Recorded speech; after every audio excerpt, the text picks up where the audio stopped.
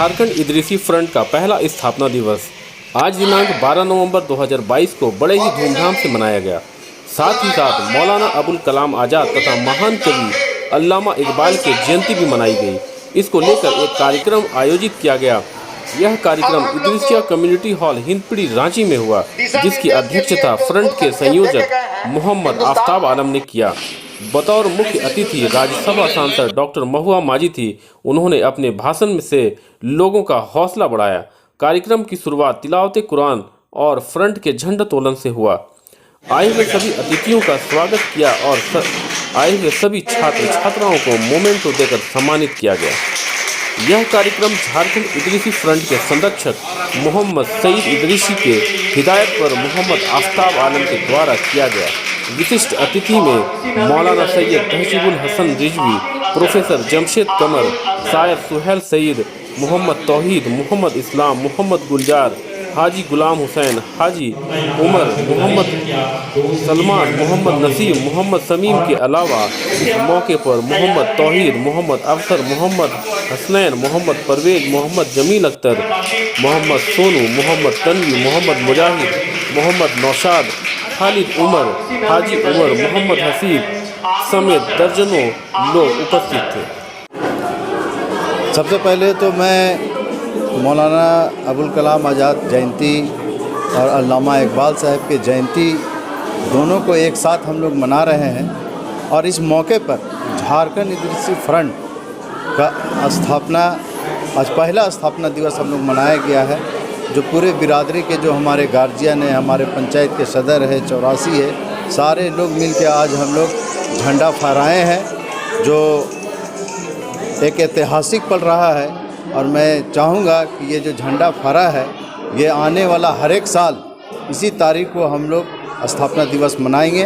और इसका झारखंड इदरीसी फ्रंट का ये जो मिशन जो चला है, अब ये सदस्यता अभियान 1 साल चलेगी और इसका दौरा पूरे झारखंड के ज़िला में, ग्रामीण क्षेत्र में, पंचायत में, सारे जगह झारखंड इदरीसी फ्रंट का ये काम चलेगा। एक चीज़ आपसे और पूछना है कि आप जिस तरीके से एक पॉलिटिशियन का भी हिस्सा है, अल्पसंख्यक अधिकारों की बात अभी कर रहे थे आप मंच में, इस तरीके से बताया जा रहा है कि हम अल्पसंख्यक नहीं, हम बहुमूल्य अल्पसंख्यक हैं। क्या अधिकारों में क्या कमी रह गई है इस सरकार में? देखिए, जो अभी झारखंड के मुख्यमंत्री हमारे गार्जियन स्वरूप हेमंत सोरेन जी जो ओबीसी के लिए 27% का जो आरक्षण दिया है, मैं उसको तहे दिल से झारखंड इदरीसी फ्रंट के तरफ से स्वागत करता हूं। और मैं ये भी बताना चाहता हूं कि अब अल्पसंख्यक नहीं रहे, बहुसंख्यक हो गए। चूँकि अब हम लोग का जो जितने भी अल्पसंख्यक है, काफ़ी संख्या में हम लोग बढ़ गए हैं। इसलिए माननीय मुख्यमंत्री जी से जो 27% का आरक्षण हुआ है, उनका स्वागत करते हुए पुनः आग्रह भी करूंगा कि फिर कभी मौका मिले तो आप 27% की जगह 50% का आरक्षण ओबीसी लोग को देंगे, तो और दोहरा खुशी हम लोग को हासिल मिलेगी। ये एक मुहावरा की तरह माननीय मुख्यमंत्री जी ने कहे हैं कि मैं वहाँ भी रहूँगा तो मैं बीजेपी का सुफाफड़ा साफ कर दूंगा झारखंड से।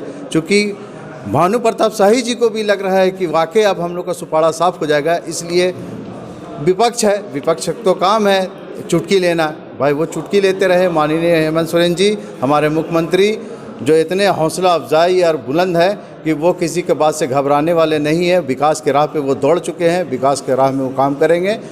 बीजेपी का काम है विकास को रोकना और झारखंड मुक्ति मोर्चा के माननीय मुख्यमंत्री जी जो हैं, उनका काम है विकास को आगे बढ़ाना।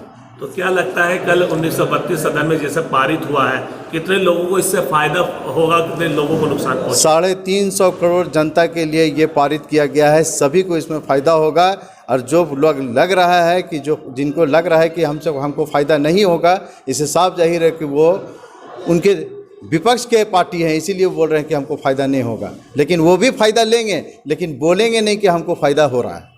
तो अभी 17 नवंबर को जो ईडी का दूसरा समन आया मुख्यमंत्री महोदय के पास, तो क्या लगता है कि वो पेश हो पाएंगे या फिर ईडी 32 का पारित करके सदन में लोगों को कहीं और भी बिजी कर दिया है? देखिए जो माननीय मुख्यमंत्री जो 32 का खतियान और ये सारा चीज़ जो आप मतलब लागू कर दिए हैं। ये झारखंड 350 करोड़ की जनता के लिए लागू किए हैं।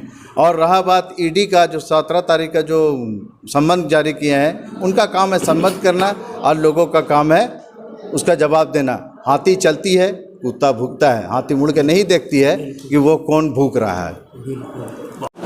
सबसे पहले तो मैं आप तमाम मीडिया बंधु को आज स्थापना दिवस के शुभ अवसर पर सबको मुबारकबाद पेश करते हैं। और इतना ही बात कहकर मैं अपनी बात को ख़त्म करूंगा। मौलाना आज़ाद के बारे में, चूँकि वो एजुकेशन से बहुत गहरा ताल्लुक़ रहा है कि अहद करो ये मुल्क हमारा है, अहद करो ये मुल्क हमारा है, हम इसी के लिए हैं और उस तकदीर के बुनियादी फ़ैसले हमारे आवाज़ के बगैर अधूरे ही रहेंगे। इतना ही बात कहकर मैं अपनी बात को विराम देता हूँ। शुक्रिया। झारखंड इदरीसी फ्रंट का ये जो पहला स्थापना दिवस है, ये डेडिकेटेड है भारत रत्न मौलाना अबुल कलाम आज़ाद और शायर मशरिक़ अल्लामा इकबाल के नाम। और ये दो अदबी शख्सियात जो हैं हमारे लिए नमूना है, रोल मॉडल है। सिर्फ हमारे लिए नहीं बल्कि पूरे आलम के लिए ये नमूना है। तो हम लोगों ने भी यही सोचा है कि हर साल इनके जयंती को, इनके दिवस को हम अपने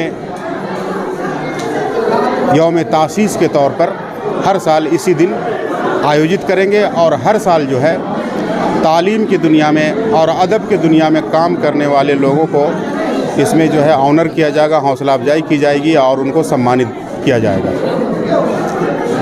इदरीसिया फ्रंट के पहले यौम तासीस के मौके पर इस जलसे में मुझे शिरकत करके और बहुत दिली सुकून और दिली खुशी भी हासिल हुई है।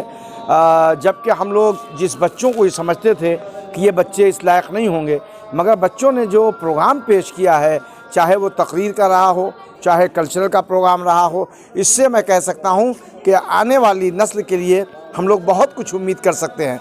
अगर हमारे यहाँ एजुकेशन बढ़ा और हम आगे बढ़ते रहे तो हमारी नस्ल के बच्चे बहुत तरक्की करेंगे। कल्चरल प्रोग्राम में यहाँ की बच्चियों ने और हमारे बच्चों ने जिस तरीके से स्पीच दी है और मौलाना अबुल कलाम आज़ाद और अल्लामा इकबाल की शायरी पर जिस तरीके से इन लोगों ने तबसरा किया है, ये सोचा नहीं जा सकता था कि हिंद पीढ़ी में रहने वाले और ये बच्चे इतनी सोच, इतनी अच्छी फ़िक्र रखते हैं। ये लायक तहसीन है, लायक मुबारकबाद हैं उनके टीचर और उनके गार्जियन। और मैं उम्मीद करता हूं कि अगर हमारे मुस्लिम कौम में एजुकेशन को और बढ़ावा दिया जाए तो हमारी नस्ल में बहुत कुछ तरक्की हो सकती है। बल्कि मैं कह सकता हूं कि हमको अपने बच्चों को पिछड़ापन में महसूस नहीं करना चाहिए, तरक्की याफ्ता होना चाहिए। और इल्म वो दौलत है कि कभी भी किसी को गरीब नहीं बनाती है और इल्म हमेशा दौलतमंद बनाता है। जब इल्म होगी, शिक्षा होगी, तालीम होगी तो ये हमको यकीनन दौलतमंद भी बनाएगा, बरसरे रोज़गार भी बनाएगा और समाज भी तरक्की करेगा, हमारा मुल्क भी तरक्की करेगा। हमें हिंदुस्तान को अगर वाकई नया हिंदुस्तान बनाना है तो हमको तालीम के रास्ते को और आगे बढ़ाना होगा, गलियों गलियों तक पहुंचाना होगा, तब जाकर के हमारा मुस्तकबिल और ज़्यादा रोशन होगा। और भारत के जो इस मोहब्बत का पैगाम हमारे बच्चों ने दिया है, ये यकीनन एक लायक तहसीन मुबारकबाद है। मौलाना तहसीन हसन इमाम व खतीब मस्जिद